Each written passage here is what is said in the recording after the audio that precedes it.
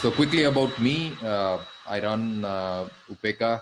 We are a value SaaS accelerator. We help SaaS founders build capital efficient, large SaaS businesses. So we want to help founders build the next Freshworks or the next Zoho or the next browser stack or the next Fusion charts or the next Wingify, whatever it may be, or I don't know whether Neeraj is here for the next Hiver out of India, selling globally, and we want to help with that.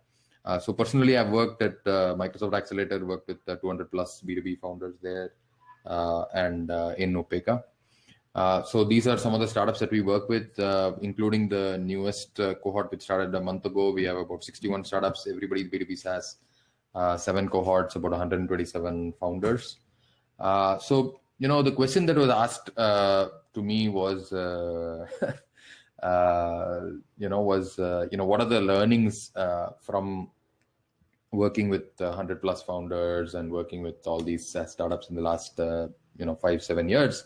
So I'm just going to dive into that. I'm going to use a framework that we use to kind of talk through that in different steps, right?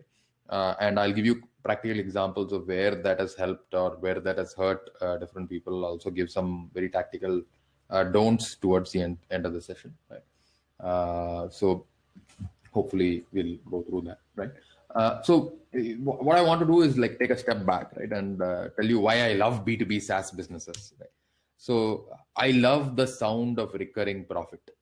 So if you can get recurring profit from your customers, that is like the golden thing to do, right? So your customers pay you more and more over time. Your customers are paying you, and your cost, your margin on that income is 70%, 80%. It's all going to your bottom line, and this is recurring revenue, whether on a monthly basis or an annual basis. You're selling to businesses, so they are very reliable. And as we saw through COVID, business customers are far more reliable than individual consumers, right? And so what happens essentially is that recurring profit is something that I really, really love. The second part of what I love about B2B SaaS is that as founders, we have to earn our customers back every minute, every hour, every day, every month, because they can just go away if the product doesn't work for them and if it's not delivering value for them. So that forces founders to focus on what really, really, truly matters to the customers, right? So between these two things, where the customers force you to focus on value to them every minute, every day, every week, every month, and the fact that the revenue comes with a high margin, therefore enabling recurring profit, these two become like fairly well aligned. And when these two are aligned, for introverts like me, we can build great businesses just staying in one place without needing to learn too much about everybody else, but just focus on our customers, sell to them, sell more to them, and get more money, earn more profit. Life is great, right? And Neeraj can tell you, Neeraj of Hiver can tell you what a lovely life recurring profit is, right? So that is how we think about it, right? And so I'm going to tell you that there is a flywheel that we help founders build, but in that flywheel, I'm not going to go through the outer part here in this talk because we have only 20 minutes. So I'm just going to go through the inner part, and I'm going to tell you what are the lessons learned, right?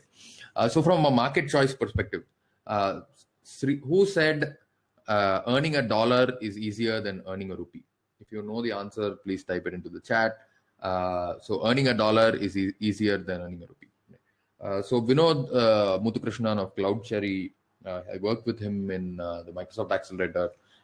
What he found out the hard way, right, is essentially when he went to the US, he found out that there are these small in quotes, community banks in the US, and each of these banks are small by asset value in the US context.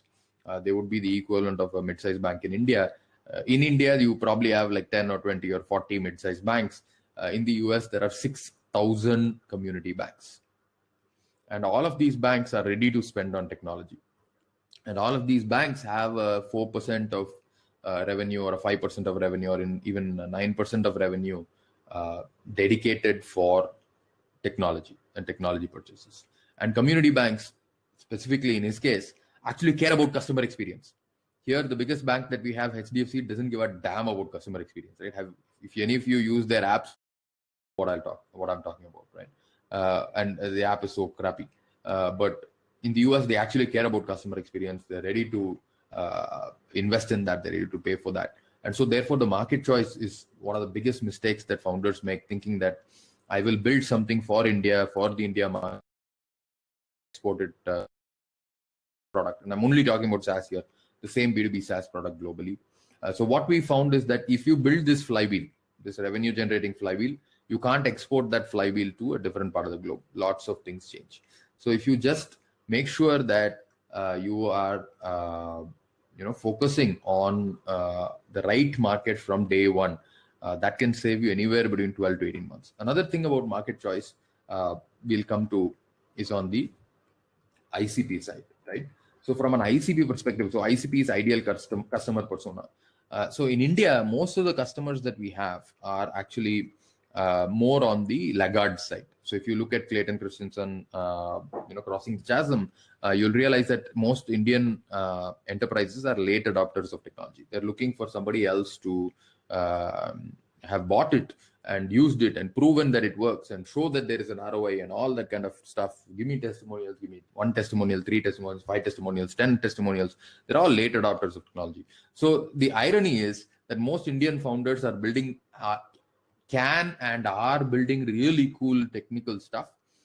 And they think that, Jeffrey Moore, sorry. And they think that,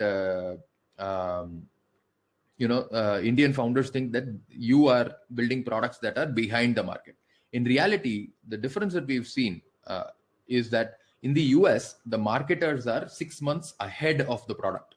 So product marketers, product managers sit down, think about how to position the product in the future, then give a roadmap to engineering. But the marketers go and build the marketing website in the US. So in the US, the marketing website is typically at least 6 months ahead of the product. In India, none of us have product marketers. We barely have marketers who know anything beyond digital marketing and SEM.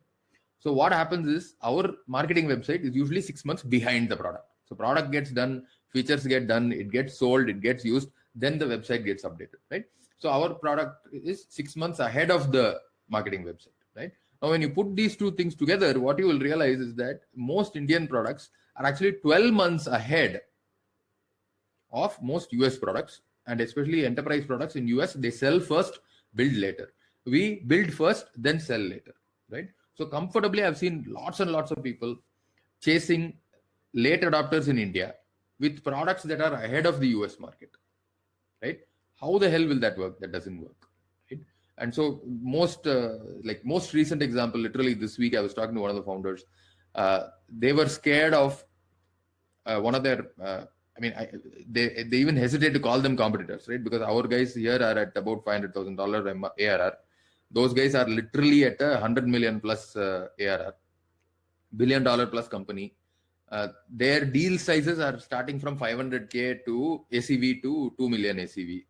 And so in one of the companies in the US, they were already, they had already won. There was a press release 2 years ago. All of that stuff happened. So these guys are like, they won't use us.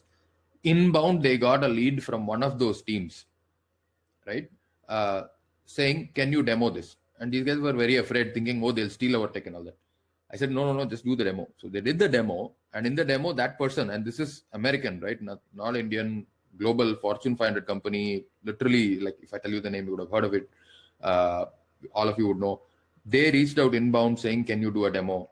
These guys did a demo. And they said, we've been trying to roll out this $2 million product for the last 2 years and we failed. I am sick and tired of it. In my team, I want to roll out your product. How do we start? Right?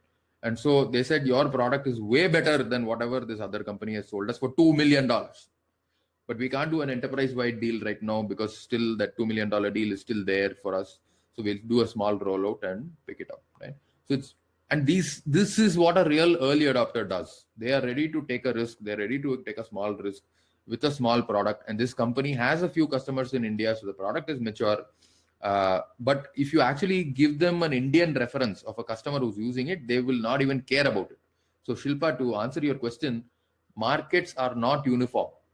if you give a testimonial or a reference of an Indian customer to a US buyer, they may completely disregard it. They may even treat it as negative, right? So unless you have exactly identical use cases from the customer, that doesn't happen. And in the India to US context, there are no identical use cases. The closest that I have seen is on the API side with developers in Indian product companies who might be there, who are functionally working very similar to a SF counterpart, right? So even if you take it as developer in India, it's not the same, because average developer in India is working for a TCS or an Infosys or on some kind of backend project, which is like a services kind of a project, right? Vimalesh, I'm not going to go into getting first-gen customers in US. Maybe that's a different session, right? So the ICP choice is a big mistake that people make. They pick laggard ICPs and build tech that is ahead of market. Please, if you're building the best tech in the world, the latest tech in the world, find early adopters and sell to them. Don't sell to laggards. It's not going to end well, right? Problem choice. This is a big one. This is, in fact, the biggest one, right? Most of the people that I know, at least in India, right, most founders are technical first. So they're like, I want to solve something that's cool technically. I want to solve a problem in a way that nobody has ever solved this problem before. And they're not actually pausing to see whether this is a really high value problem to solve. Is this an urgent problem to solve?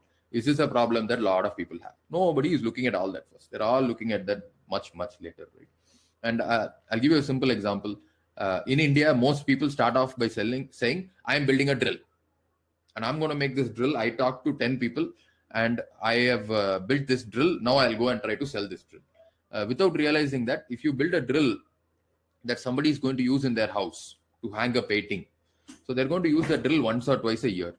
And it has to be very easy to use. It has to do one job very well. And it can get overheated and all that. Doesn't matter, because I'm going to be drilling only one hole at a time, right? Versus if you sell it to a carpenter, the carpenter is going to use it to make something. Maybe they'll be drilling 1,000 holes with that, right? They might be putting 1,000 nails a day with that drill. So it better be like super robust. It better be really reliable. It better be very powerful, and it should definitely not get overheated, and so on and so forth, right? Now think about it. What is the problem worth to a carpenter, and what is the problem worth to a homeowner, right? Homeowner is making 2 drills a year. Maybe they'll spend 500 rupees on somebody to come and make that hole instead of buying the drill themselves. Maybe they save half an hour. Maybe they're able to put that up earlier. In the US context, that same drill might save them $50 or $100 in getting somebody to come and do it, right? But in India, you can get somebody in your apartment complex to come and do it for 100 rupees, right? So that delta in the problem value is very high, right? Versus for a carpenter with a drill, they're probably saving a few days of work. So if you're doing 1,000 nails with a hammer versus 1,000 nails with a drill, you are going to be like 10x faster, 100x faster.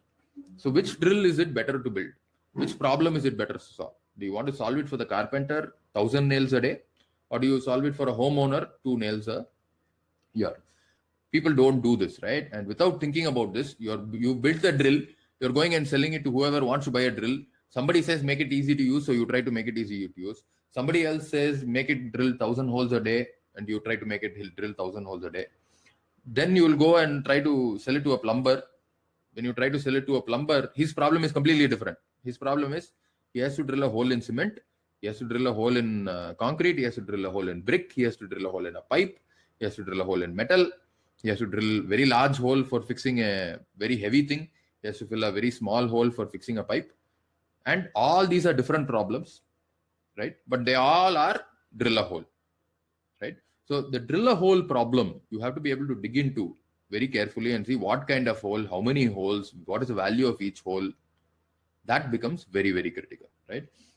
And of course, with the audience, it changes, but that same hole in a nuclear power plant versus the same hole at home, the value is very different. And many of the founders, when I speak to them and say, what is the problem you're solving? For whom? They'll give me a lowest common denominator problem that is true for everybody, saying I have to put half-inch hole, which is 3 mm wide. Boss, that is useless, because once you go to lowest common denominator like that, you become commodity product. Then you don't get value for what you built, right?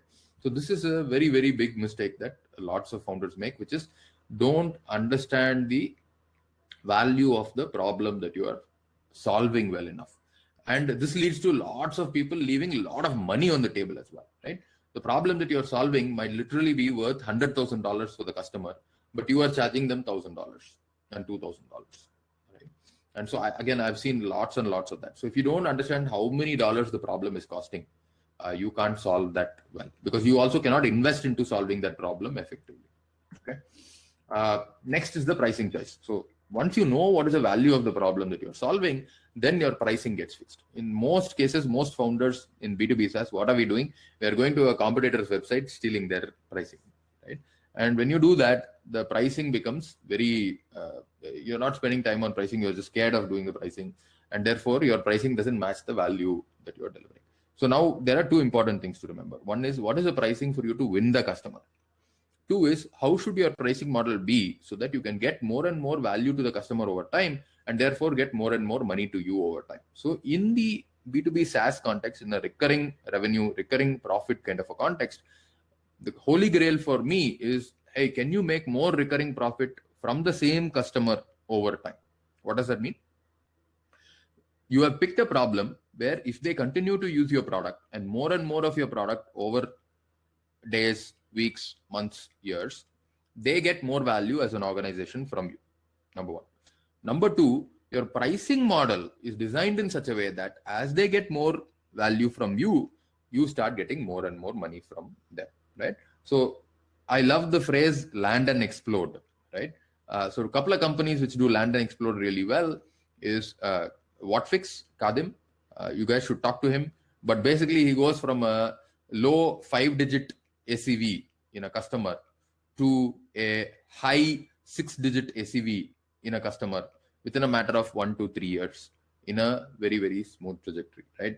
So this is called land and explode. So the low 5-digit dollar, not rupee, low 5-digit dollar ACV, you can land a customer at that with marketing, sales, pre-sales, customer success teams in India.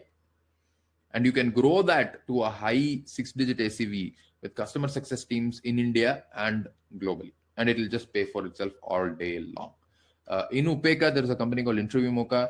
Amit is a great speaker. I'm sure he'll talk about this at some point. But he's also doing land and explode really, really well, landing in low 4-digit dollar ACV and exploding to mid 6-digit dollar ACV, right? Or low 6-digit dollar ACV, right? So literally transcending two orders of magnitude from a pricing, from a land and explode. This is only possible if you really understand what is the problem that you're solving for these customers. And both InterviewMocha and Whatfix, 4 years ago, the type of customers that they were serving, and now the type of customers serving, it's not changed a lot. But the pricing model allows them to deliver this in a way where the value increases over time, and therefore the money that you get from that customer increases over time. Okay, and this is super critical. I would urge you to look at any of ChargeBee's blog posts. Absolutely brilliant writing. They are the number one expert, if not in the world, definitely in Asia, on pricing, and their insights on pricing are very deep and very relevant to anybody doing B2B SaaS, right? And next is the gameplay choice. This is a little more advanced kind of a topic, but it comes from a question that I think Gopinath had asked, which is it the same problem but different audiences? So let's say you're selling this drill, making holes to a household, right? Versus you're selling the same drill, solving the same kind of a problem, but for carpenters, right? In both of those, you can make money, right? Whether you sell to SMB, VSB, or you sell to a mid-market business, you can make money doing that. That's not the problem, right? Problem is not making money, but the way you play this game has to be completely different. And that's where people get tripped up. So in one case, it's a marketing game. You have to get into the mind of a home buyer or a homeowner saying, hey, in your house, if you want to drill holes, you need a drill, and a good drill. And if you have this kind of drill, you'll be able to put up the paintings that you want without waiting for anybody, and so on and so forth, right? On the other hand, you can't do a lot of marketing to sell it. But when the carpenter wants it, the drill has to be available in a shop near where they are. They have to be able to get spares. So you have to project reliability. they have to be able to get support. So you have to be providing a support system for them where they can call and get spares or replacement parts, or send it in and fix it, and so on and so forth, right? So your after sales support and the sales model that you have, it might have to be a channel distribution kind of a sales model when you're selling to carpenters. So how do you play that game? Are you playing a game where you're doing a very marketing led approach of, hey, you're a homeowner now, you should buy a drill? Or are you doing a very channel led approach, which is more about, this is the best drill because it's very reliable, most of the other people who are carpenters use this, and it has very, very reliable after sales spares and support, right? So this gameplay clarity is not there.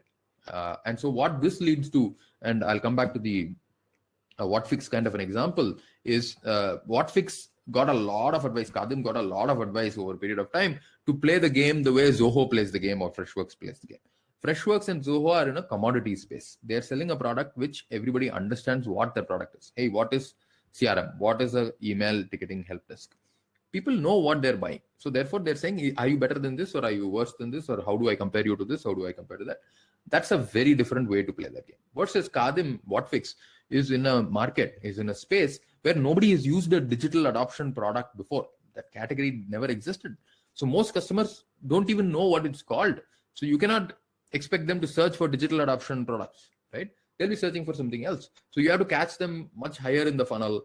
You have to do that marketing in a very different way. You have to educate your prospective customers that something like this exists, which can help you in your life and therefore can be better for you, and so on and so forth, right? So this is the gameplay choice, right?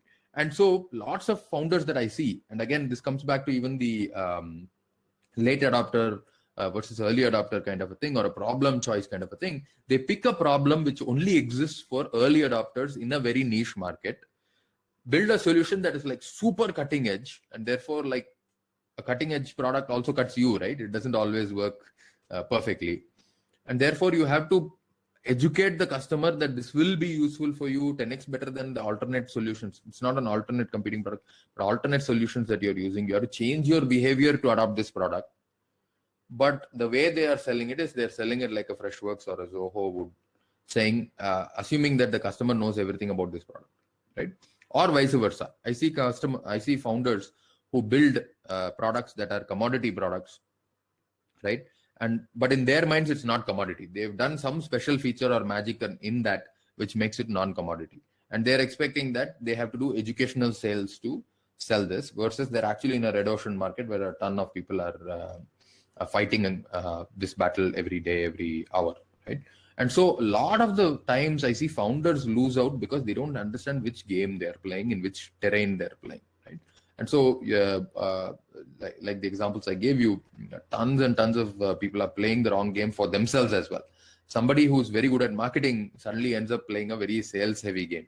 Somebody who's good at sales and sucks at marketing is playing a marketing-heavy game, right? And they're losing that battle to somebody else who's good at that side, right? So this is the core of the flywheel. So I'm gonna stop here. I think this session is till 1:15, right?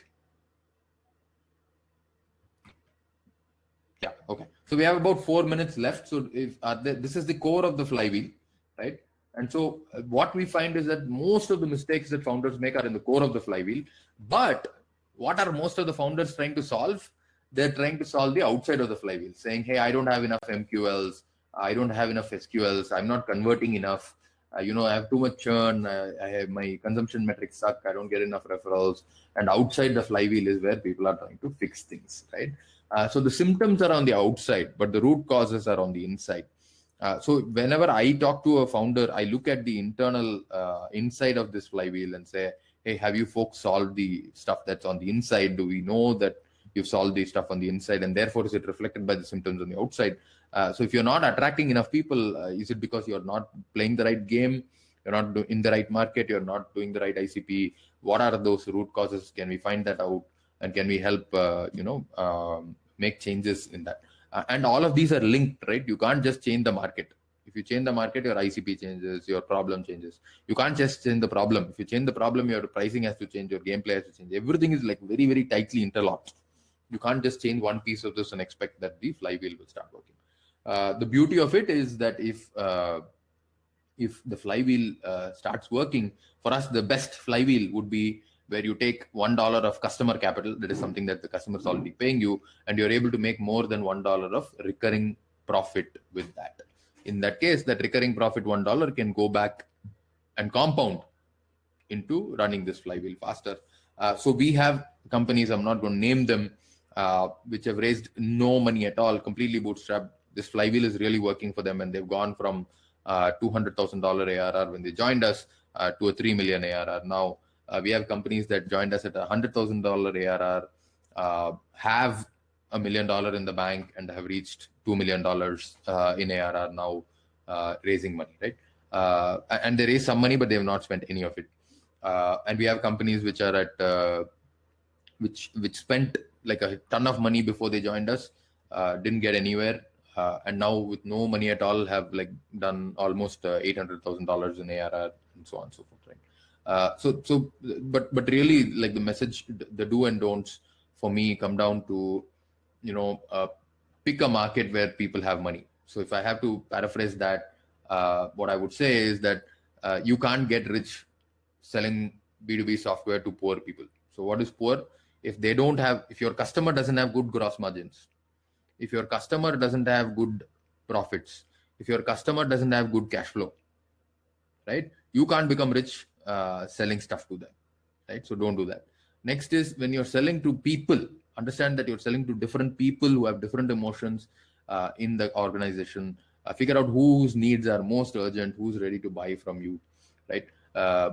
Because you can solve a big enough problem, an urgent enough problem, a problem that they're willing to spend money on fast enough, right? And then make sure that your pricing is not dumb, and your pricing allows you to charge them more over time as they use more of your product. Not so much that they will get upset and move away, but enough for you to make more and more profit over time. And finally, know that you have to play the game the right way, because a lot of the issues are playing the wrong game in the wrong market, the wrong way, right? So hopefully, this has all helped. Shekhar Rao Balaga, is there a question?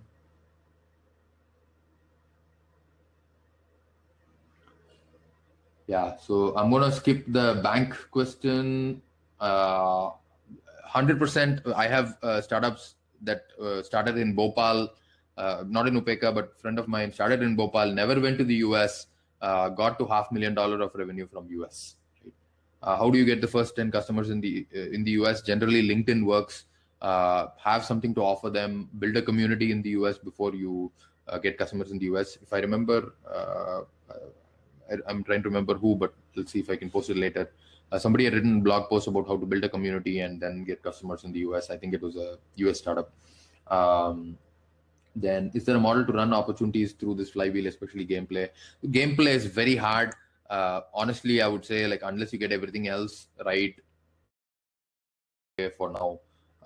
If you want to get into that because you have everything else right, then use something called Wadley Maps to build your landscape first, get a deep understanding of the landscape, and then go on to build the gameplay. Shilpa, we don't have applications open now. Applications will open in January, but the website is right. You can follow up, get to the website, and sign on to our mailing list. We'll notify. Why do some founders still take funding when they don't need it for the moment? They may be thinking that they need it, and then they start earning so much money that they don't need it later. And Sajid, thank you. Glad you liked it. We should talk sometime. If you have some startups that need help building their flywheel, etc. Best metrics to evaluate product market fit. So we don't believe in product market fit anymore because it's just not working as an actionable way to get there.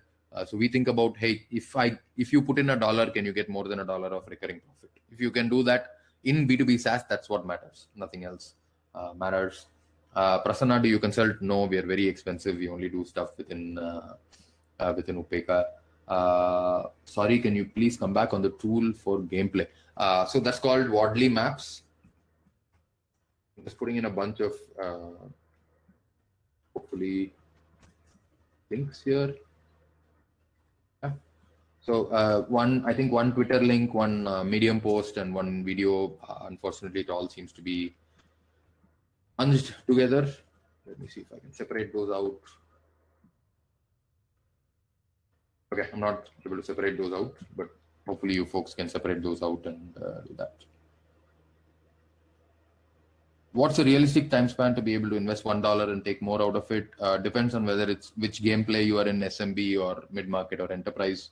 In enterprise, it might take you anywhere between for the first time, it might take you anywhere between 6 to 12 months. After that, it might be like 90 days. In a mid-market kind of context, again, 30 days, 60 days, 90 days. In SMB kind of context, it might be 15 days, 10 days. The faster that cycle becomes, the better you can be. You can do a lot better. All right. I think we are out of time, right? Are we? Hari, what do we do? All right. So we wrap up. Dinesh wants to continue. Link on, Vishal, I'll have to find that link. It's not handy. So hopefully folks, you liked it. I don't know whether the team is doing a okay, so it's lunch, so we can extend. Okay, so I can take some more questions. Hari, how do we do that? But I also have to have lunch, man. How do you connect symptoms to flywheel? Excellent question, right? So that's a really hard thing to do, and takes a lot of. I mean, you have to look for those patterns, right? So, for example, one of the common things that I can't eat while I'm answering, man. You fellows can eat when you are listening. But anyway, so when you're looking at, I'll give you an example, right? So somebody says, most common thing, hey, nobody's converting, right? I talk to so many customers and nobody's converting. So, okay, then the question is, how do you get customers to talk to? Oh, I approach them on LinkedIn and they usually set up a call. But after I talk to them, they're bored and they go away, right? So in this case, when we look at it, what it means is whatever you pitch them in LinkedIn to talk to you, and especially if this is US customers, right? Indian customers will just hit your head for entertainment. So forget about them. But global customers, if they even spend 15 minutes on you, that means that whatever you're said in some way, shape or form, that made sense to them, right? So somewhere that's a hope. If you spoke about the problem, somewhere that problem was something that resonated in their head. But in the conversation, what you told them probably turned them off in some way, shape or form, right? And so that could be the wrong ICP. So maybe that problem exists in their organization, but they can't solve it the way that you want to. So maybe you need to talk to a different ICP in that organization. You can ask them as well. Maybe the problem that you spoke about that attracted them versus the problem that you spoke about in the call, you got the priority order wrong. And I've seen this a very, very, very large number of times where, they actually care about a different problem. You keep talking about a different problem. That happens, right? Or it could be completely a different issue where we have to dig deeper, right? But you have to be able to look and ask for more customers, more questions around what is the symptom, where is it coming, why is it coming, and then dig into what is potentially the root cause. It's not trivial, right? So Sridhar is asking for low value SaaS, what I call micro SaaS, $19 or less MRR, any key pointers. So it's very hard to generalize based on the price. It depends on the segment, number one. Number two, when you're selling at this price point, so it's $100 a month, $1,000 a year, if you're able to shift from monthly to annual, then you will be like really, really in a good position, right? So that pricing as a lever for you is much more critical for somebody who's selling at 10,000 or 30,000. Because you probably are spending only anywhere between $50 to $300 to acquire the customer. So if that takes 3 months to come, and if there is a high churn and you're not getting that money back, then you cannot build this flywheel, right? So be very careful about that pricing lever.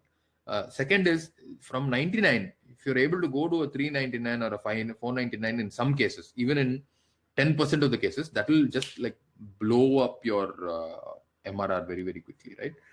So these are like some things that I would think about. And generally, if you're selling a $99 product, depending on your segment, your ICP, if you're selling to a manager, 99 per month may be nothing for them. Can you think of a few levers which will take that $99 pricing after they've adopted it to a $499 or a $999, right? The other side I would think about is, can you make that 99 as a landing price, can you make that into a 19 or a 49? Because then you might even have more conversions for that. And then if you build the pricing in a good way and you're solving the right set of problems, you can take that 49 and very quickly move it into a 199 or a 499 or a 999. And at a 29 or a 49 or a 19, they will not expect a lot of hand holding and onboarding. So if you wow them in the beginning with that, then they will adopt it and they will actually become very sticky customers of your products. So next question, thoughts on doing GTM for Europe. Europe is a very fragmented market, very difficult to get into, lots of late adopters, very few early adopters. If you're building SaaS for Europe, one of the good things is from an Indian context, you can do lots of localization. You can provide that in different languages. You can provide handholding in different languages. And you can do that. But would I pick Europe as a market if I were building a SaaS company? No way. I would pick US. Homogeneous, much larger, much easier from a tax perspective. Southeast Asia, I would not pick as a first market. Rohit is pulling my leg. He knows why I'm saying that. I would not pick Europe as a first market unless I have some deep domain expertise and deep market understanding, where therefore I have an unfair advantage. And so I know what game to play in Europe. If I know that, then I will play that game, right? So it's very critical, right? Whatever I'm saying, take it with a very large rock of salt. If you know better because you are playing that game, you are the man in the arena, the woman in the arena, you are playing that game, your gut, your instincts are probably right. Just make sure that you check it against common sense and what game to play. Right? What happens when the customers get used to your discounted pricing and are skeptical about paying more even when they get more value? This happens only with Indian customers. Okay, fire them. Please stop selling to Indian customers. In the US, if you give discounted pricing, make sure that you are getting something back for the discount, right? So if you give a discount, make sure that, hey, you have to put G2 Crowd testimonial. You have to give me video testimonial. You have to refer me 3 customers. If you do these things, I'll give you a discount, right? And you keep asking for them again and again. At some point, if they love your product and they've told enough people, you can go back to them and say, look, this is the actual pricing. Can we increase it? But not this month, not 3 months from now, but next renewal, can we increase the pricing to this? Because I need to survive. I have to feed myself and my hungry children or whatever, and they get it, right? And that's where you have to be careful about setting the pricing model inside. And it's a pricing expectation that you're setting.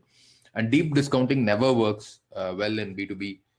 So you want the pricing model to be in a way where that ladder of going up is clear, right?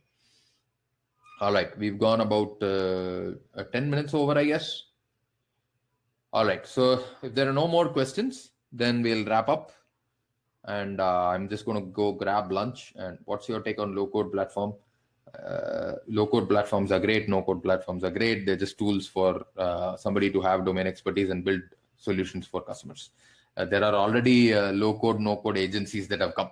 So you would imagine that if they were low-code, no-code was a panacea, then the customers would use it themselves. In reality, there are agencies that are doing it for customers, because end of the day, you can do low code, no code, you can set some triggers, you can do all of that stuff. But if you don't get your data model right, you won't be able to scale it. And building a data model and getting the data model right is non-trivial and requires a lot of fairly good architect to do it correctly. And all right, folks. We don't accept startups at the idea stage. We need some initial revenue, some initial customers to take folks. Do you think enterprises will adopt low-code platforms? Absolutely, yes. Enterprises will use them internally. 100%. Okay. Looks like it's lunchtime, folks. Have lunch. Come back and join the next session at I guess 1:30 or so. See you. I'll be hanging around after lunch. 1:45 is the next session, and I will be there in